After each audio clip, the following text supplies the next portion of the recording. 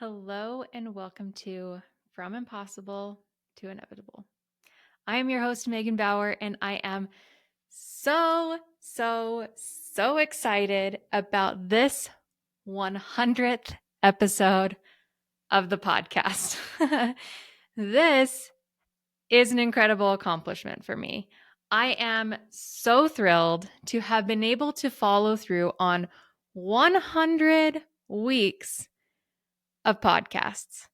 Every single Friday for the last 100 weeks, I have released a podcast for you. It's so exciting to me because this is a big moment, right? Like when I made episode 1, you can scroll back to it. I put in the episode title 001. I'm putting in 2 placeholder zeros here because I know I'm going to get to 100. Now, I didn't actually know that when I did episode 1 because most of the time podcasts stop kind of before they get to number 10 because, we get really excited and we try it out and we jump in and maybe our expectations aren't quite met. Maybe we lose some steam. Maybe we get distracted. Maybe we have other priorities or life events or circumstances or whatever. There's like a bajillion things that can get in the way of recording a podcast. Truly, there are a bajillion things that can get in the way. And lots of them are legitimate things. Like, yeah, I totally get why you didn't record because whatever, whatever life event, whatever circumstance, whatever came up is understandable. This is not a judgment on anyone else and their podcast. This is a celebration of me being able to push through the times when I didn't want to, the times when I had other stuff going on, the times when it felt like impossible to be able to squeeze in some recording time, the times when I didn't really want to get dressed and done up, the times when I was sick, the times when I was tired, the times when my kids were home and loud. This is a celebratory moment because I pushed through all of those times. Now, this is probably one of my biggest accomplishments this year, being right here recording episode 100 of this podcast. Now, I want to mention, acknowledge, and note for myself and for everyone that I didn't start out having everything figured out, and I still don't have everything figured out. The podcast is far from perfect. We've got lots of room for improvement. And I didn't let any of the inadequacies, the less than perfectness of the podcast stop me from keeping going, keeping on, doing it. I didn't let any of that stop me. Yes, I know it can be better. Yes, I have room to improve as a podcaster. I have room to improve as far as my setup, as far as the audio, as far as the video. I get it. I have room to improve on all of that. And the content is still good. Can I just say that? The content is still good. So, yes, it's not for everybody. People who like highly polished podcasts that are edited from sun up to sundown, this isn't for them because this is a raw, real podcast. That's how I like my podcasts.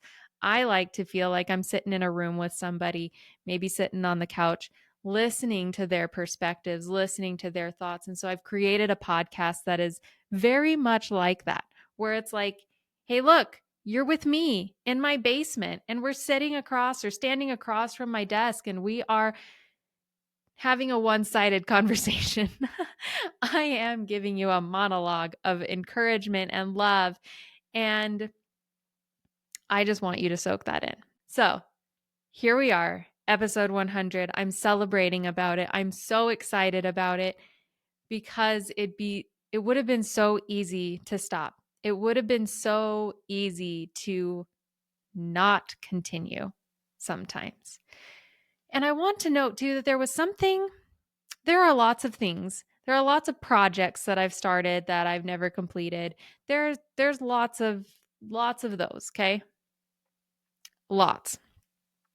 And this podcast has really stood out to me as an indicator of what I'm capable of. I have been dissecting my success and achievement in recording for 100 weeks for actually the last few weeks, actually, maybe the last couple of months, probably since I hit maybe episode 90. I have been really thinking about this because I knew 100 was inevitable. Once I hit 90, I'm not stopping now. Like 100 was going to happen. And so I've been thinking about and kind of dissecting in my journal and in my head and in my conversations what has been so different about this podcast that I would not let it go. Like a dog with a bone, I would not let it go. When time just wasn't readily available and I had to squeeze it in, when the conditions weren't ideal, when I was sick, when whatever, I figured it out. When I could have been discouraged from episode 1. I know I've shared this on the podcast. I don't know where, but somewhere I have shared that episode 1, I recorded it with all gusto and enthusiasm, and I was here for it and I went for it. I was so excited. I recorded the whole thing. Maybe it was like 20 minutes or 15 minutes, I don't know. And then I go to share it with my husband. I go to look what I did. Look what I did. I hit play and there was no audio. Zero audio. No audio. I didn't record any audio. I started recording with this exact mic actually. And who knew? The mic has an on off switch. The mic was off the entire time. I was devastated. I it was late at night when I realized this. I had my launch date that I wanted in mind. I wanted to launch it by this date, and I felt like I failed before I even got started.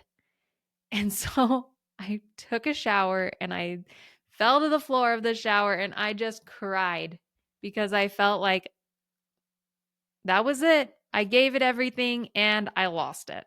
And that was that. That sucks. And I rallied. Obviously, I rallied. I re recorded episode 1. And I told myself as I re recorded it, I was like, look, I've done this once. I can do it again and I can do it better. I re recorded episode 1, went off from there, right? I kept going. I've never turned this mic off.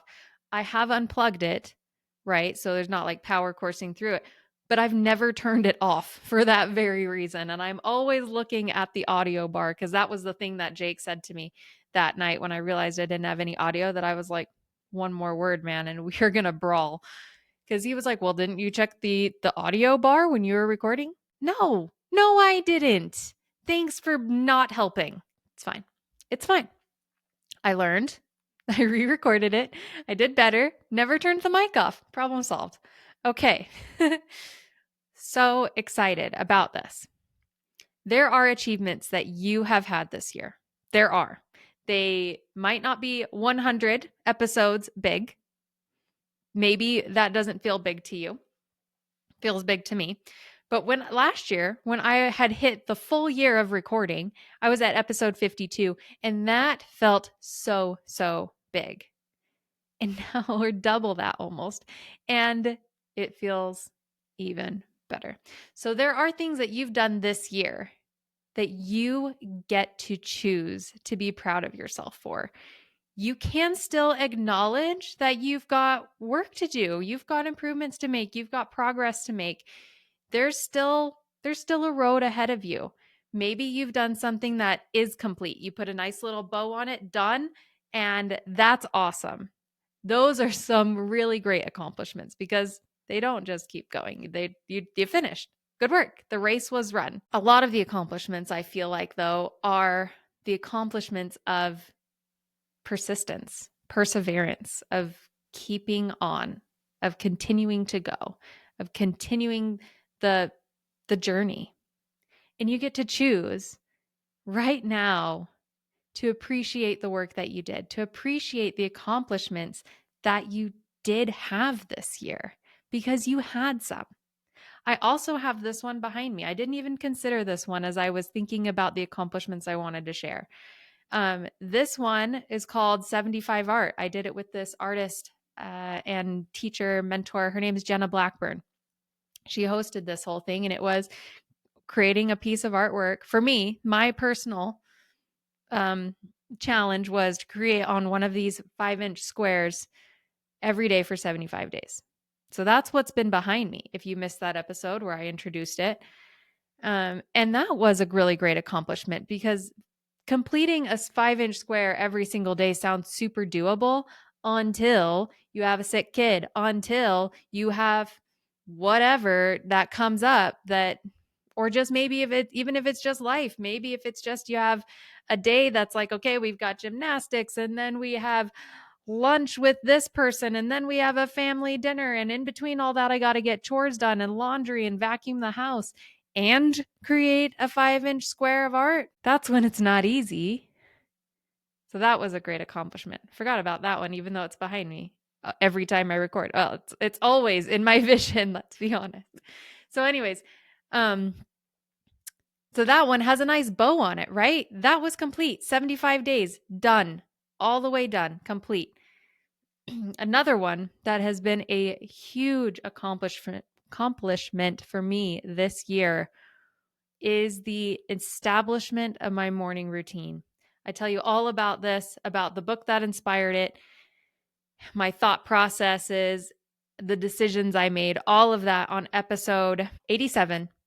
87, it's called The New Routine. This is my morning routine. This is something that I have tried to implement for probably at least the last 10 years. I have tried to become an early riser, and I have accomplished that. This morning, I woke up 8 minutes before my alarm. My body's ready for it. Now, my alarm is at 4:45. That is such an early alarm. So to wake up 8 minutes before 4:45 is incredible to me because it's like I have ingrained this habit so deeply into me that my body is ready for it. At 4:45, I'm already awake. My body's ready to go. We're ready to exercise. We're ready to start the day. That is one of the most incredible accomplishments for me because I have tried on and off for decades to instill and establish this habit in myself. And I have never been able to manage it until this year. A note on that too is the persistence. Yes, I try for a few weeks. I'd be exhausted. I'd feel like I couldn't function and I'd give up. And like, this isn't working. I have to be able to function throughout my day. And I can't do it, I guess. So I'd give up for a few months, maybe a year or two or more. And then it would come back into my awareness. I'd be like, I have got to figure this out. And I'd try and it wouldn't work. I couldn't make it work. And so I'd stop. I'd give up. And for another few months, whatever, until earlier this year, I thought, I am going to try this again. And I'm going to do it with the help of this book. It's called The 5 a.m. Club. This book literally changed my life because it gave me this framework for a morning routine that made a freaking huge difference. Now, I'm wary when people say that books, things, courses, whatever, change their life because I'm like, But this book shifted my perspective and gave me a framework to use that literally changed my life. Getting up at 4:45, instilling that habit makes for a different life. It truly does. And I have this morning routine that is the most supportive and life-giving routine I have ever created in my entire life. Where was I going with that? Okay. So I instilled this habit. Incredible. Oh yeah, this is where I was. The persistence, the perseverance of it. Yes, I've tried. I failed. I tried. I failed. I tried. I failed. I tried. I failed. I tried again. And instead of early this year when I thought, I've done this so many times, I could have easily been like, well, this isn't going to work because I've already tried to make this work and it doesn't work and I can't do it. And I guess I'll never be a morning person. I could have taken that route. I could have. Instead, I chose, yeah, I've tried. Maybe this time I'll succeed. Maybe this time it'll work. And it did. And I got it. And I was victorious. And now I am so far down that habit that it is literally easier for me to just get up and exercise, run my routine than it is to stay in bed. There have been some mornings, like especially when I was sick last week, and yeah, I need my sleep. I'm not going to get up and ride my bike for 20 minutes when I can barely breathe because I've got a cold that's just congesting everything. So instead of getting up, I lay there awake. And I'm just like, oh my gosh, it'd be almost easier, almost, not when you're sick, almost easier to get up and just do the thing than it is to lay here. That's where I'm at with this habit. And it astonishes me. And it's an incredible thing to me because now waking up 8 minutes before my alarm, I'm a little annoyed by it. And I'm kind of excited too that I have ingrained this habit so deeply. Okay, those are three things. Those are three accomplishments that I had this year. Two of them, the podcast being at 100 and my new morning routine. Those two I am probably the most proud of. And I have been dissecting these two things a lot to try to figure out why these things were successful, why these habits were able to take hold, and how I can learn about myself to a degree where I can, replicate this. How can I make sure that I follow through on other goals, on other things that I want to create? What are the circumstances? What's the foundation that I need? And honestly, I haven't come to any concrete conclusions yet, but this is something that I'm deeply thinking about. And it's something that I invite you to think about deeply too. So, two parts to this. I want you to acknowledge your achievements, the things that you have done this year that you are really proud of. Think of at least 3.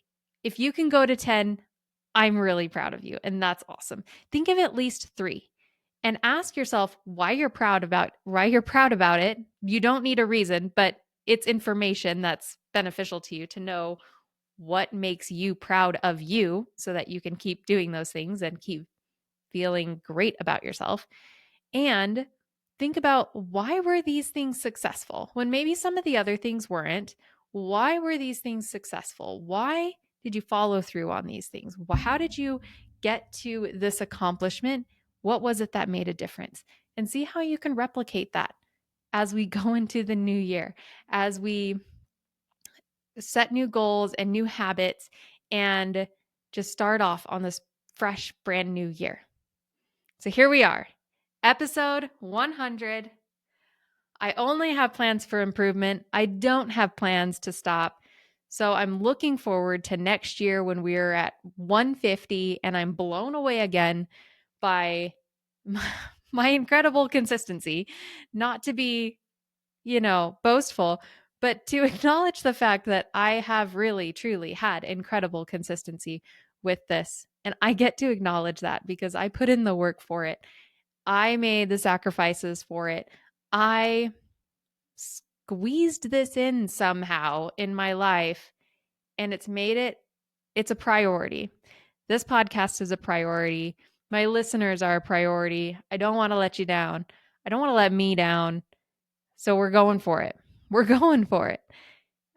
Thank you again for joining me today. Thank you for joining me for the past 100 weeks. And if you're just now joining and haven't joined for the past 100, they're there for you. When you're ready, they're there on YouTube. They're there on iTunes and Amazon Music and all sorts of places for you to listen to the podcast. I look forward to improvement and progress and keeping on, keeping on. Thank you again for joining me. I appreciate you. I'm proud of you, and I wish you all the best. Bye for now.